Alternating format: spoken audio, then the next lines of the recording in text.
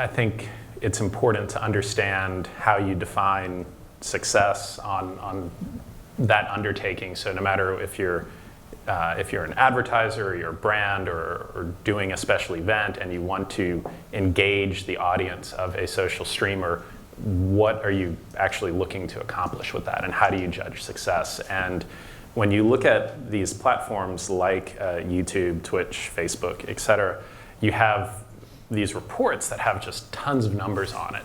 and they all say certain things, and there is some meaning to extract from that, but I think that having a clear objective really lends itself to doing that. And so, if you're doing a large-scale Facebook event and you get sort of, a report at the end of it that says, you had this many likes and you had this many shares and so on and so forth. And so I think one of the big tricks to that is looking at the numbers and saying, okay, well, do 10-second views mean something to me? Do likes and shares mean something to me?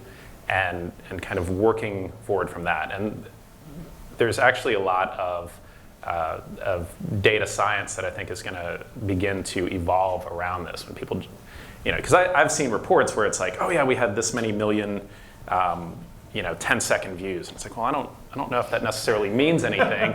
What did the chat look like? What did the shares look like? What did the likes and actions around it? And I think that there's actually a lot more in those, even though those are typically smaller numbers. I think looking at like a ratio of those numbers to total views can be more meaningful than just going for sort of the bulk, big, impressive number. And I think communicating that to the stakeholders is also important. Well, what's interesting too is that can drive you creatively and or whoever you're dealing with on the streaming side as talent. It's like, look, okay, we had this, and here were the most, if you've got, let's say, an hour-long stream, and you can, with the numbers and the analytics, you can point to where people were most engaged. Yeah. Okay, here's where it really lit up. Here's where people really kind of fell asleep. And that way, going forward, if you work with that person again, or if you work with someone else and you find another relationship, etc., but you can point to, okay, this was really successful for us in the past. Maybe we need to shy away from what we did here. Maybe we need to make different choices. But yeah, it can get a little kind of paralysis by analysis when you're just kind of looking at the bulk stuff.